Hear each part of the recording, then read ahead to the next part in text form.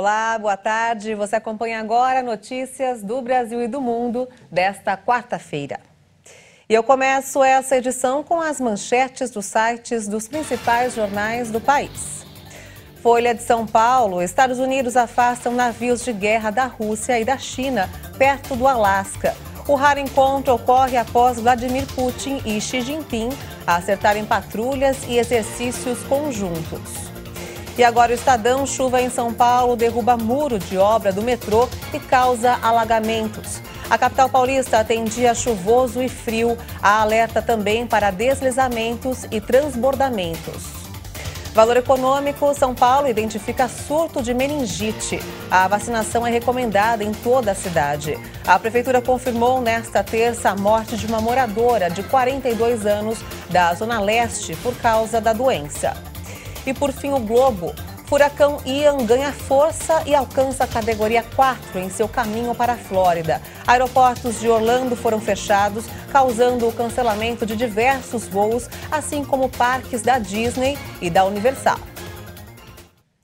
A Polícia Federal usará drones durante a votação que ocorre no próximo domingo, para auxiliar na fiscalização das zonas eleitorais do Distrito Federal e do entorno. Nesta quarta-feira foi realizada uma demonstração de como os equipamentos vão operar no estádio Mané Garrincha. Segundo a Polícia Federal, a frota de drones da corporação consegue atingir altitude suficiente para não ser perceptível para a população. Os equipamentos darão respaldo aos policiais ao captar imagens para possíveis flagrantes de delitos eleitorais, como boca de urna e transporte ilegal de eleitores, além de ajudar na identificação de pessoas. Os drones têm sido utilizados em atividades pontuais da Polícia Federal e serão usados principalmente no dia das eleições. A quantidade de drones e os locais onde a Polícia Federal vai operar não foram divulgados por questões de segurança. Falando de economia, o índice de confiança da indústria, calculado pela Fundação Getúlio Vargas, recuou 0,8% em setembro. O indicador mostrou ainda que em setembro, 11 dos 19 segmentos industriais monitorados pela sondagem registraram retração. Segundo o índice Situação Atual, caiu 1,9 ponto, passando para 100,9 pontos. Já o índice de expectativas variou 0,1 ponto, chegando a 98 pontos e se manteve relativamente estável. Nas avaliações que integram o ISA, a percepção dos empresários em relação à situação atual dos negócios recuou 4,1 pontos para 97,6 pontos, o que representou uma piora e foi o que mais influenciou negativamente o resultado no mês. É o menor nível desde março, quando ficou em 91,9 pontos. Os pesquisadores consideram que o resultado parece estar atrelado também a uma percepção de queda na demanda. O indicador que mede nível de demanda apresentou queda de 1,7 ponto para 101,5 pontos. O indicador que mede o nível dos estoques variou 0,3 ponto e se manteve estável e permaneceu com resultado favorável abaixo de 100 pontos.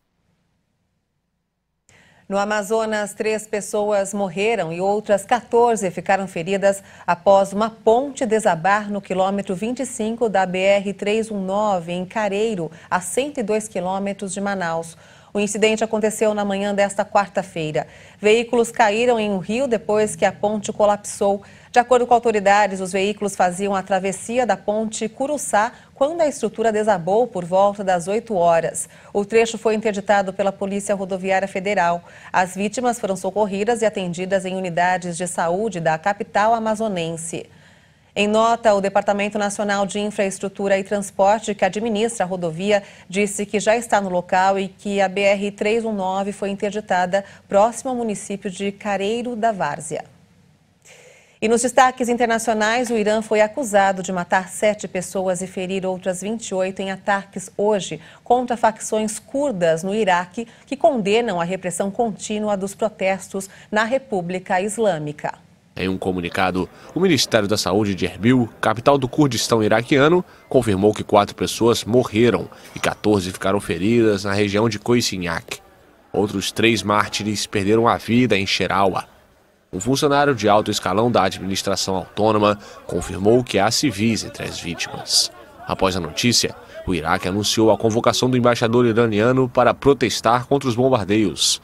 Antes do pronunciamento do governo autônomo, o Partido Democrático do Kurdistão do Irã, que é uma facção armada curda iraniana, admitiu que 2 integrantes foram mortos em um bombardeio de Teherã.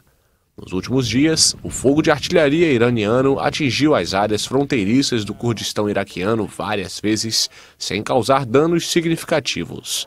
Os ataques ocorrem em um contexto tenso no Irã. Desde meados de setembro, ocorrem no país manifestações diárias contra a morte da jovem Mahsa Amini, de 22 anos, sob custódia da polícia da moralidade. O Kurdistão iraquiano abriga vários grupos de oposição curdos iranianos. Historicamente, eles lideram uma insurgência armada contra Teherã, embora suas atividades tenham diminuído nos últimos anos. Ainda nesta quarta-feira, os Estados Unidos condenaram os ataques mortais do Irã no Kurdistão iraquiano e alertaram contra novas investidas do país vizinho. A Casa Branca anunciou hoje que grandes corporações de alimentos, incluindo uma gigante de hambúrgueres do fast food, se comprometeram a investir bilhões de dólares em uma estratégia nacional para acabar com a fome e a obesidade nos Estados Unidos. Cruzada contra a fome e a obesidade. O compromisso do setor privado foi revelado durante a conferência Fome, Nutrição e Saúde. O evento reuniu líderes governamentais, acadêmicos e ativistas com o objetivo de acabar com a fome e reduzir as doenças relacionadas à dieta no país até 2030. O governo do presidente Joe Biden classificou a reunião como a primeira grande cúpula da Casa Branca sobre alimentos desde que Richard Nixon assumiu o cargo há mais de meio século. De acordo com as últimas estatísticas do governo, quase 42% dos adultos americanos são tecnicamente obesos e cerca de 10% das famílias americanas têm insegurança alimentar. As autoridades disseram à imprensa que os 8 bilhões de dólares prometidos pelos setores público e privado incluem contribuições de mais de 100 organizações, desde hospitais a empresas de tecnologia e atores da indústria de alimentos, como a gigante do fast food, Burger King. O carro voador elétrico VX4 levantou voo pela primeira vez, segundo informações da fabricante, a Vertical Aerospace. A aeronave já foi encomendada pela Gol, que planeja usá-la a partir de 2025 aqui no Brasil. A aeronave produz pouco barulho e tem 0 emissões de gases estufa, mas cobre distâncias menores que helicópteros. A expectativa é que o veículo consiga transportar 4 passageiros, além do piloto, e alcance velocidade máxima de até 325 km por hora. O VX4 faz parte da categoria chamada de veículo elétrico de pouso e decolagem vertical. No Brasil, o negócio poderá ter valor total de $1 bilhão.